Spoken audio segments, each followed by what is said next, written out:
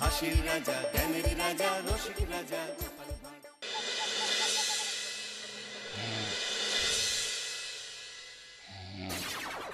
রাজা কৃষ্ণচন্দ্র, আমি এসেছি রে।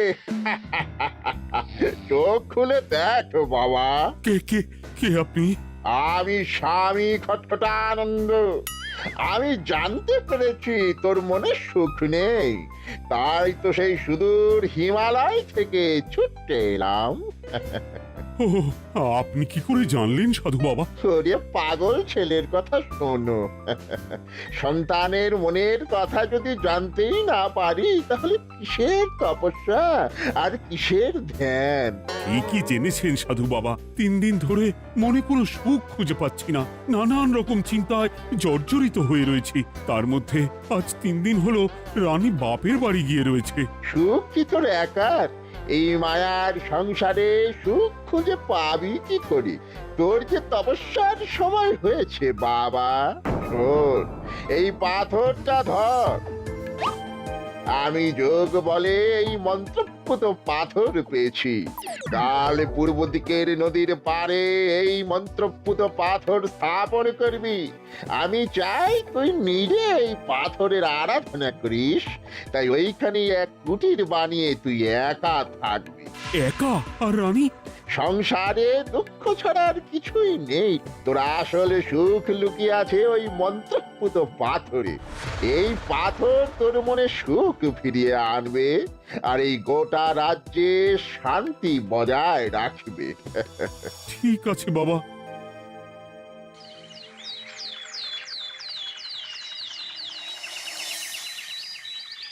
জয় বাবা খটখটানন্দের জয়। কি তার জ্যোতি, কি তার ব্যক্তিত্ব, আহ, কি তার কণ্ঠস্বর!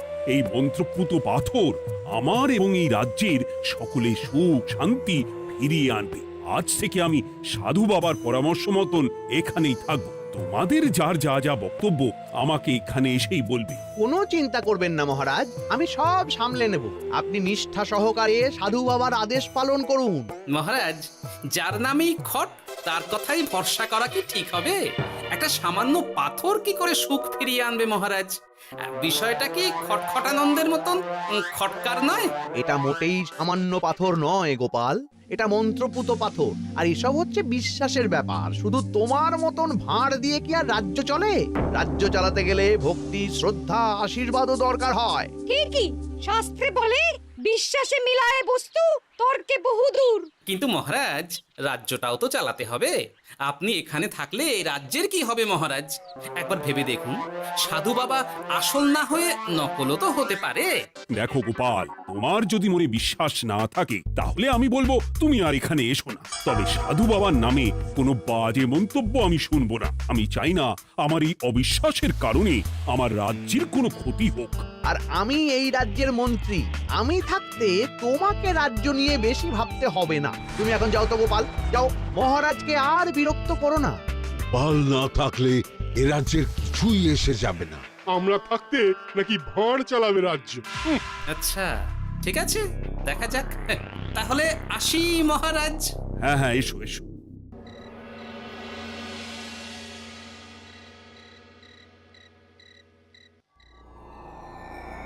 মহারাজ, রানী, তুমি ফিরে এসেছো? এ আমি কি শুনছি মহারাজ? আপনি নাকি প্রাসাদে ফিরবেন না ঠিক করেছেন? হ্যাঁ রানী, তুমি ঠিকই শুনেছ। আমি আর প্রাসাদে ফিরবো না। আমি এখানে থেকে ওই মন্ত্রপুত পাথরের আরাধনা করব। কে না কে এসে আপনাকে বলল আর আপনি প্রাসাদ ছেড়ে এই কুটিরে থাকবেন? আপনার শরীর খারাপ করবে মহারাজ, আপনি ফিরে চলুন। কে না কে নয় রানী, স্বামী খটখটানন্দ খুব বড় সাধু। উনি যোগ বলে আমার দুঃখের কথা জানতে পেরে সেই হিমালয় থেকে ছুটে এসেছেন আমাকে ওই পাথর দিতে। তুমি আমায় ফিরতে জোর করো না রানী। আর আপনার রাজ্য, আপনার প্রজারা, তাদের কি হবে মহারাজ? সে নিয়ে তুমি ভেবো না রানী, আমি এখানে বসেই মন্ত্রীকে দিয়ে সবটা সামলে নেব। তাহলে আমিও আপনার সাথে এখানে থাকবো। আপনাকে ছাড়া আমি প্রাসাদে ফিরবো না। তা হয় না রানী, সাধু বাবা আমাকে একা থাকতে বলেছেন। এসব ধ্যান যোগ আরাধনা একা করতে হয়। গোপাল সবটা জানে মহারাজ। আহ, আমার সামনে ওর নাম করবে না রানী। গোপালের কত বড় সাহস তুমি ভাবো একবার। ও বলে সাধু বাবা ভণ্ডও হতে পারে। আমার তখন ইচ্ছা করছিল ওর মাথার যে কটা চুল আছে সেটাও ছিঁড়ে নিতে। না না, আমি আর গোপালের মুখ দেখতে চাই না। আপনি উত্তেজিত হবেন না মহারাজ, আপনি বিশ্রাম করুন, আমি আবার কাল আসবো।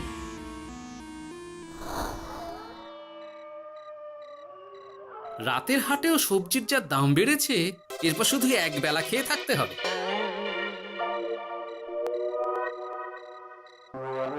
হে ভোলা, বাড়ি না গিয়ে এখানে বসে আছো কেন? দুঃখের কথা কি আর বলবো তোমায় গোপাল দাদা। বলোই না, শুনে দেখি। সামনে বর্ষা আসছে, বাড়ির ছাদটাও মেরামত না করলেই নয়। কিন্তু আমার কাছে তো এখন এত টাকা নেই, তাই ওই গিন্নির সাথে পরামর্শ করে গেলাম মহারাজের কাছে সাহায্য চাইতে। থামলে কেন, পুরোটা বলো। কি আর বলবো গোপাল দাদা, মহারাজের উত্তর শুনে আমি তো অবাক। সবই তো বুঝলাম ভোলা, কিন্তু আমার যে কিছুই করার নেই। সাধু বাবা বলেছেন আজ থেকেই রাজ্যের সব সুখ দুঃখের দায়িত্ব ওই মন্ত্রপুত পাথরে। তুমি চিন্তা করো না, এক কাজ করো, তোমার সমস্যার কথা গিয়ে ওই মন্ত্রপুত পাথরের কাছে জানাও। আর তোমরাও আজ থেকে তোমাদের যা চাওয়া পাওয়া আছে সব গিয়ে ওই পাথরকে জানাবে। যা করার পাথরই করবেন। একবার যদি ওই সাধুকে হাতের কাছে পাই না, তাহলে ওই পাথর দিয়েই বেটার মাথা ফাটাবো। কিছু বললে গোপাল দাদা? না, কিছু বলিনি। যাও, তুমি বাড়ি যাও, চিন্তা করো না, দেখি কি করা যায়।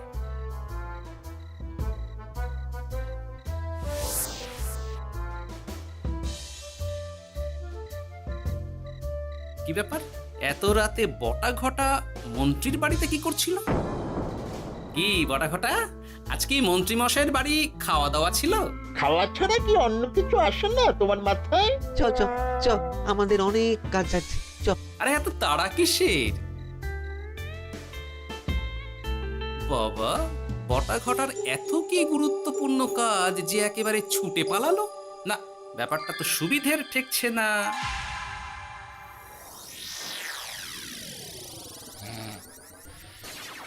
রাজা কৃষ্ণচন্দ্র, ওঠো বাবা, আমি এসেছি। সাধু বাবা, আপনি এসেছেন? কেমন আছিস বাবা? ভালো আছি বাবা, তবে মনে এখনো পুরোপুরি সুখ খুঁজে পাইনি। সুখ কি তোর একার? কি করে সুখ পাবি বাবা? এখনো তো তুই তোর সব আসক্তি থেকে মুক্ত হতে পারিসনি। আর কি কি করতে হবে আমায় বলে দিন বাবা। একটা কাজ বলবো, করতে পারবি? বলুন বাবা, আপনি যা বলবেন আমি তাই করব। এই রাজপাট তুই ছেড়ে দে, এসব থেকে নিজেকে মুক্ত করে তুই তোর সাধনায় মন দে, দেখবি তার ফল তুই পাবি। কিন্তু তাহলে রাজ্যের কি হবে? কে দেখবে সাধু বাবা? কেন তোর মন্ত্রী? ওর থেকে ভালো লোক তুই আর পাবি না। ওই হচ্ছে তোর আসল শুভাকাঙ্ক্ষী, আমি যোগ বলে জানতে পেরেছি। আচ্ছা, তাই হবে। আর ওই গোপালটাকে যদি পারেন একটু সাহায্য করবেন বাবা। ওই তুচ্ছ গোপালকে নিয়ে তুই চিন্তিত হোস না, ওরে ভুড়ি মন্ত্রী মশাই ফাটাবে। তুই যা, ঘুমো।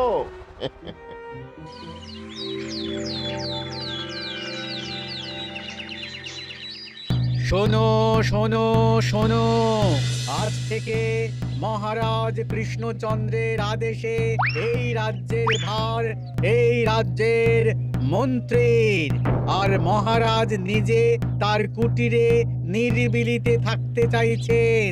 উনি চান না কেউ ওনাকে বিরক্ত করুক। তাই আজ থেকে যার যা সমস্যা সবাই মন্ত্রী মশাইকে জানাবে। মন্ত্রী মশাই যাকে যা বলবেন তাকে তাই শুনতে হবে। শোনো শোনো শোনো। না, মহারাজকে থামাতেই হবে, না হলে বড় বিপদ হয়ে যাবে।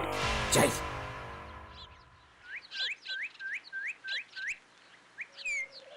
মহারাজ, এই ভুল আপনি করবেন না। মন্ত্রীর হাতে রাজ্যের ভার দিলে রাজ্যের সর্বনাশ হবে মহারাজ। দেখো গোপাল, আমি যেটা করেছি সেটা ঠিক বুঝেই করেছি। আমার সিদ্ধান্ত আর বদলাবে না, আর এই বিষয় নিয়ে আমি তোমার সাথে কথাই বলতে চাই না। মহারাজ, গ্রামবাসীরা আপনার এই সিদ্ধান্ত খুশি মনে মেনে নেয়নি। সবার কথা একবার ভেবে তারপর সিদ্ধান্ত নিন মহারাজ। একজন বাইরের লোকের কথায় কোনো সিদ্ধান্ত নেবেন না দয়া করে। গোপাল, তুমি যদি সাধু বাবার সিদ্ধান্তে প্রশ্ন তোলার চেষ্টা করো তাহলে আমি বাধ্য হব মন্ত্রীকে বলে এই রাজ্য থেকে তোমায় বিতাড়িত করতে। একজন সেই হিমালয় থেকে আমাদের উপকার করতে এলো, আর তুমি তার বিরুদ্ধেই কথা বলছো। ছি ছি গোপাল, ছি। মজা, কি মজা! শুধু মুদ্রা, শুধু মোহর, যেদিকে তাকাবো শুধু সোনার মোহর আর সোনার মোহর। তুমি কি পাগল হয়ে গেলে? এখনো হয়নি গিন্নি, তবে এবার সত্যি সত্যি হয়ে যাব। এত সোনার মোহর একসাথে হাতে পেলে কেউ কি সুস্থ থাকতে পারে? আর বেশি দিন বাকি নেই যখন কৃষ্ণনগরের কোষাগারের মালিক হব আমি। আর মহারাজকে ছেড়ে দেবেন? চিন্তা নেই, মহারাজ কিছুই করতে পারবেন না। তিনি এখন সাধু বাবার আদেশে পাথরের আরাধনায় ব্যস্ত। আর প্রহরীরা, তারা কিছু বলবে না? প্রহরীরা তো এখন আমার গোলাম। মন্ত্রীমশাই, আমরা এসেছি। ওই তো ওরা চলে এসেছে। ওরা কি করবে? ওরাই তো কোষাগার লুট করতে আমায় সাহায্য করবে। রাজ কোষাগার হবে শুধু আমার, আমার, আমার।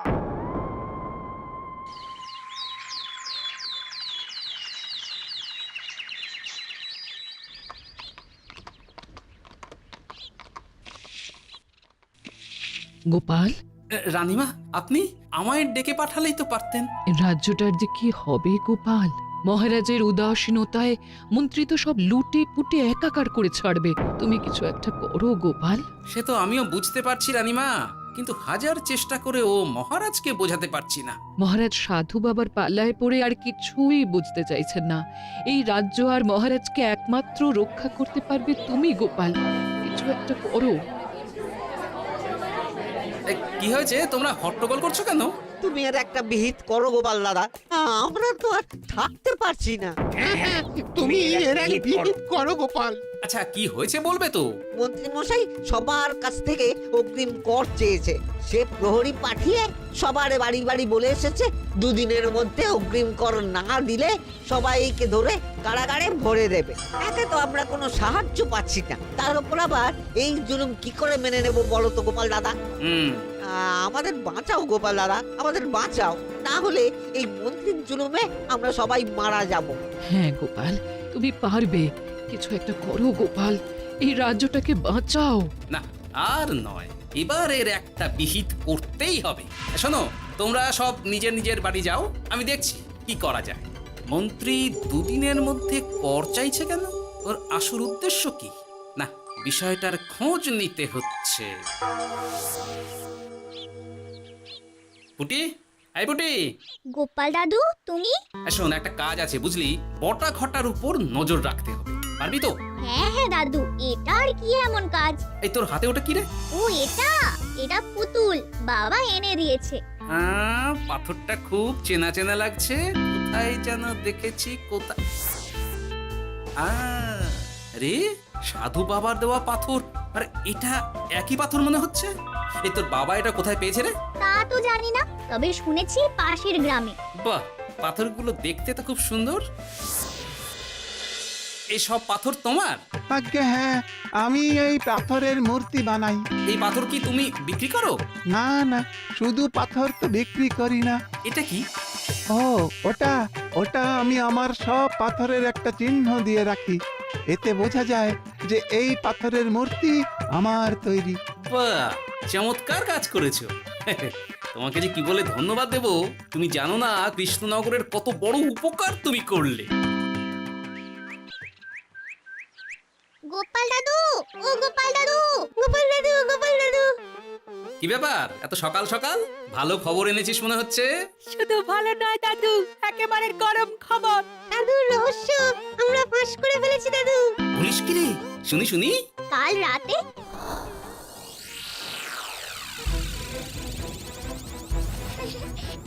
এত এত সোনা এত মোহর আমি একসাথে কোনো দিন দেখিনি ও এইসব আমাদের হ্যাঁ গিন্নি, হ্যাঁ, এই সব আমাদের, সব। ওরে বাবা আমার তো বিশ্বাসই হচ্ছে না ভাবলেই গায়ে কাঁটা দিচ্ছে রে বটা, আজ সাধু সেজে মহারাজের কাছে গেছিলি? হ্যাঁ, মহারাজ তো আজ প্রায় পা ছুঁয়ে প্রণাম করতে যাচ্ছিলেন, কোনো মতে ঠেকিয়েছি। বলেছি প্রণাম নেওয়া আমার গুরুর বারণ আছে। আর আমি তো আজ এমন ধোঁয়া দিয়েছি যে মহারাজ একেবারে কেসে কেসে অস্থির। আর মাত্র 2 দিন, এই 2 দিন খেলাটা চালিয়ে যেতে পারলেই কেল্লা ফতে। আচ্ছা, এবার আমার কাছে পুরো বিষয়টা পরিষ্কার হলো। বাহ, তোরা দারুণ কাজ করেছিস রে। এবার শুধু আজ রাতে প্রমাণটা পেলেই হয়ে যাবে।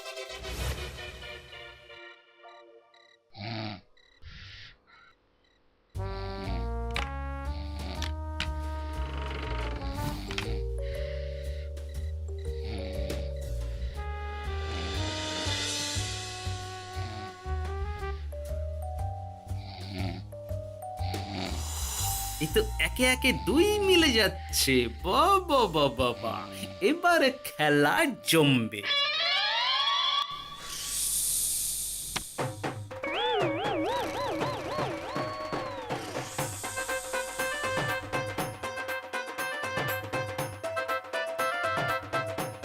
এই ঘটা ঘটা রে, এই ঘরে এত ধোঁয়া এলো কি করে রে? সত্যি তো, এত ধোঁয়া এলো কি করে? ঘরে কি আগুন লাগলো নাকি রে? এই বটা, ওটা কি রে? হ্যাঁ, এ তো ভূত। আমরা তো কিছু করিনি। আমরা কিছু করিনি, বিশ্বাস করো ভূত দাদা, আমরা কিছুই করিনি। তোরা আমাদের পূর্বপুরুষের প্রস্তর খণ্ড নিয়ে এসেছিস তোদের এত বড় সাহস আজ আমরা তোদের ঘাড় মটকাবো আমরা কোনো খণ্ডমণ্ড নিইনি ভূত দাদা। এই কথা, তুই কি ওনাদের কোনো খণ্ড এনেছিস? না না না না না, আমি তো অমন কিছু আনিনি। আমার মনে হয় ওই আপনাদের কোথাও একটা ভুল হচ্ছে। মহারাজকে ওই পাথর তোরা কোথা থেকে এনে দিয়েছিস? ওটাই আমাদের প্রস্তর খণ্ড, আমাদের 5 পুরুষের সম্পত্তি। ওটা তো আমরা পাশের গ্রামে এক মূর্তি কারিগরের থেকে চুরি করে এনেছি। আপনারা যান না, যান, ওই কারিগরের কাছে ওরকম অনেক পাথর আছে। আমাদের ওটাই চাই। ও বাবা, উনি আবার কে? আমাদের দাদু তৃতীয় পুরুষ। ও দাদু, এই চুরি ভূত দাদু, ওটা আনতে গেলে না মন্ত্রী মশাই আমাদের খুব মারবে। খা, ওদের মুন্ডু চিবিয়ে খা। না না, ওরকম করবেন না দাদু ভূত, তাতে আমাদের খুব লাগবে। তাহলে বল, মন্ত্রীর আসল উদ্দেশ্য কি? 2 দিন পর ও কি করবে? 2 দিন পরে মন্ত্রী মশাই কোষাগার লুট করে রাজ্য থেকে পালাবেন। এবার এবার আমাদের ছেড়ে দিন দাদু ভূত। তোদের ছাড়তে পারি একটাই শর্তে। বলুন বলুন।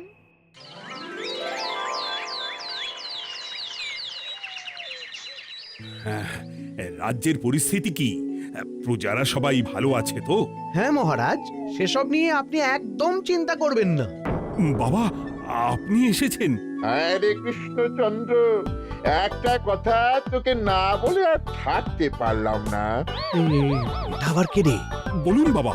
এই মন্ত্রীকে এই রাজ্যের দায়িত্ব দিতে বলে আমি বড় ভুল করেছিলাম।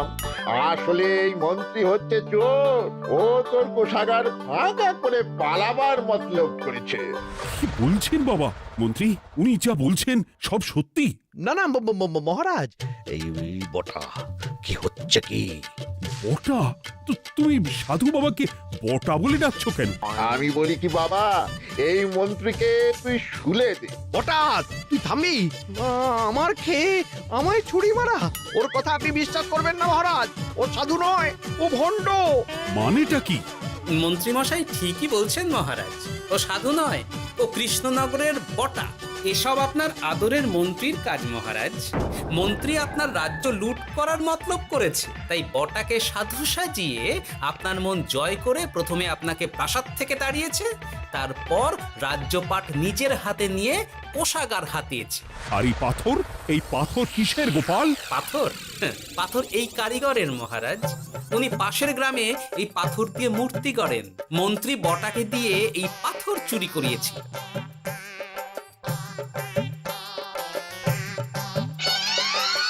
ওই পাথর আমার মহারাজ। আমি তোমায় ছাড়বো না মন্ত্রী, তোমায় আমি শুলে দেব। প্রহরী, প্রহরী! কেউ আসবে না মহারাজ। প্রহরীরা এখন আমার কথা ছাড়া আর কারুর কথা শুনবে না। আমি এখন আপনাদের সামনে দিয়ে আপনার কোষাগার নিয়ে চলে যাব, আর আপনারা শুধু দাঁড়িয়ে দাঁড়িয়ে দেখবেন।